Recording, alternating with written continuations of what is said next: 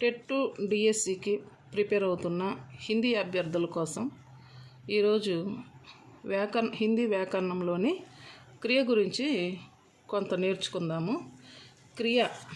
क्रिया का अर्थ है करना, कुछ करना या होना.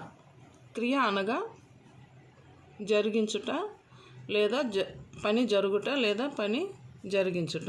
కుచ్ కర్నా కొంత పని చేయుట. బినా ధాతుకే కోయి క్రియ నహీ హో సక్తి హై. ధాతు లేకుండా క్రియ అనేది జరగదు. ఎలాగనంటే జైసే పడ్నా, పడ్ धातु से बना है. క్రియా కి మూల శబ్దకు ధాతు కైతే హై. ధాతు అనగా క్రియ యొక్క మూల శబ్ద ధాతు అవుతుంది. ఇక్కడ చూడండి, దౌడున, దౌడ్ అనేది ధాతు. लिखना, लिखना में लिख धातु होते हैं. आना, आना में आ धातु. गाना, गाना में గా ధాతు होते हैं. ఈ విధంగా క్రియ ఉంటుంది. మరి ముఖ్యంగా మనం క్రియ యొక్క రకాలు అంటే క్రియాకే ప్రకార్ యా క్రియాకే భేదకు బారే మే జానేంగే. ముఖ్యంగా ఈ డిఎస్సిలో లేదా టెట్లో క్రియ యొక్క రకాలు అంటే సకర్మక క్రియ, అకర్మక క్రియ, దీని గురించి కంపల్సరీ ఒక బిట్ వస్తుంది. ఇక్కడ కర్మకే ఆధార్ పర్ దో ప్రకార్ హోతే హై. కర్మని అనుసరించి క్రియ రెండు విధాలుగా ఉంటుంది. ఒకటి అకర్మక క్రియ और సకర్మక క్రియ. ఇప్పుడు అకర్మక క్రియ అంటే ఏమిటో చూద్దాం. वाक्य में जिस क्रिया के प्रयोग में कर्म की अपेक्षा नहीं होते हैं, नहीं कर्म అనేది ఉండదు, उसे अकर्मक क्रिया कहते हैं. ఇక్కడ అకర్మక్ ఆమ్ అనే క్యా హై, ఆమ్ అనే నహి. ఆ అంటే ఆకి అర్థం నహి, ఆ అంటే లేదు అని. అంటే ఇక్కడ ఏం లేదు, కర్మ లేదు. వాక్యంలో కర్త ఉంటుంది, క్రియ ఉంటుంది, కర్మ ఉండదు. దాన్ని అకర్మక క్రియ అంటారు అన్నమాట. ఇక్కడ చూడండి, జైసే లలిత హస్తి హై. లలిత కర్త, హస్తి అనేది క్రియ, కర్మ అనేది ఇక్కడ లోపించింది. మోహన్ రోతా హై. మోహన్ కర్త, రోనా ఏడవడం క్రియ, అలాగే ఇక్కడ కర్మ లేదు. బచ్చే ఖేల్తే హై. పిల్లలు ఆడుతున్నారు, ఇక్కడ కూడా కర్మ లేదు. మా ఆతీ హై. అమ్మ వస్తుంది. ఇక్కడ మనం ఈ కర్మ అనేది ఉందా లేదా ఎలా తెలుసుకోవాలి? ఇక్కడ చూడండి, బైఠనా, ఉఠనా, రోనా, దౌడనా, ఆనా, జానా, సోనా, హస్నా, ఇదంతా కూడా అకర్మక క్రియ. నోట్ చూడండి, క్రియకి దేనిని వేనిని అని ప్రశ్న వేసిన ఎడల సమాధానం రాని ఎడల అది అకర్మక క్రియ అవుతుంది. ఇక్కడ చూడండి, ఉఠనా, ఉఠనా అంటే లెగుచుట.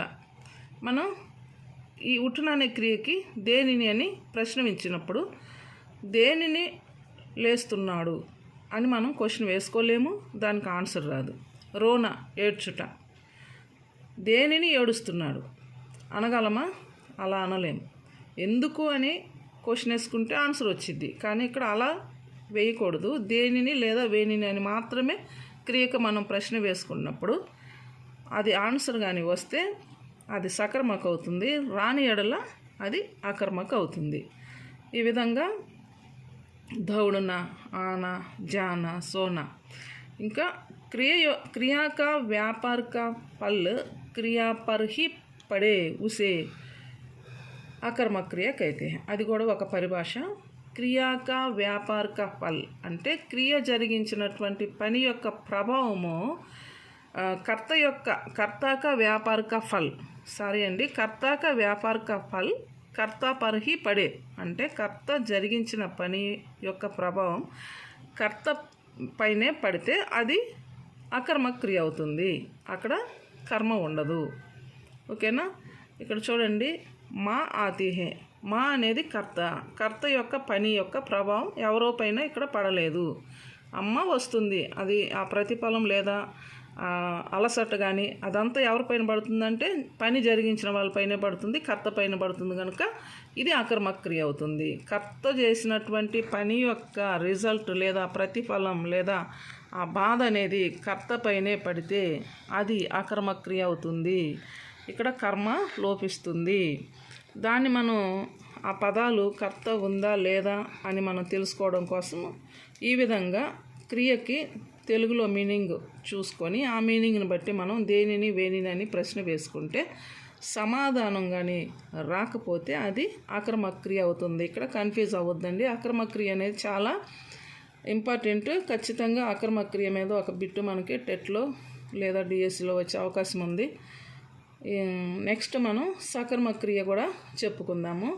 సకర్మక క్రియ చూడండి అమ్మ. సకర్మక క్రియ సా అంటే సాత్. సామ్ అనే క్యా హే సాత్. సాత్ అంటే తో. సాని మనం తీసిన ఎడల ఇక్కడ కర్మకే సాత్. कर्म क्रिया के साथ कौन आते हैं? कर्म आते हैं. क्रिया के साथ कर्म आते हैं, इसलिए ये సకర్మక క్రియ होते हैं. అంటే ఈ సకర్మక క్రియలో ఏముంటుంది? కర్మ ఉంటుంది. కర్మ ఉన్న ఎడల ఇది సకర్మక క్రియ అవుతుంది. నెక్స్ట్ మనం సకర్మక క్రియ గురించి తెలుసుకుందాం.